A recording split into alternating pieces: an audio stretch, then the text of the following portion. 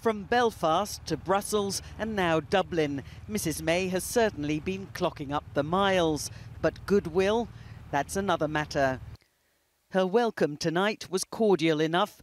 The warm handshake quite a contrast to the grim faces she and EU leaders had presented to the cameras yesterday.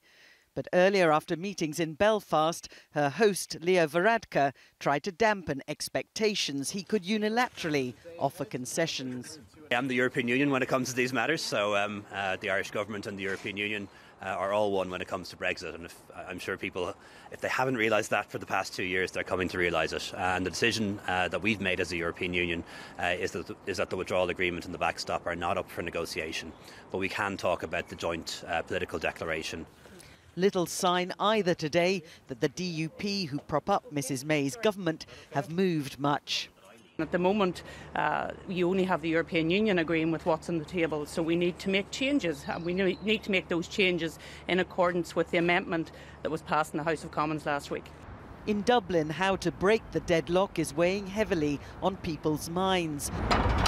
The fear of no deal growing and the damage that could cause.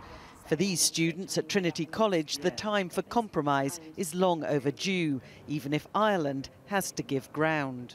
A lot of young Irish people in particular viewed the whole Brexit thing as almost like an entertainment factor at the start. And now that March 29th is approaching, there is a risk of Britain just tumbling out of the EU. I think there's kind of cause for concern there. We probably just missed the thick of things when things were really bad up the north, but I know my parents are definitely concerned because they would remember everything. Even going up to the north, there were particular places they couldn't go, and it was just quite a dangerous area to be in. At the end of the day, if concessions did have to be made, it is in Ireland's interests, to keep a relationship with the UK, and if we did have to make concessions in order to make that work, then I think that would probably be kind of the best situation. They're growing weary of the arguments over Brexit here and can't understand why no solution is yet in sight.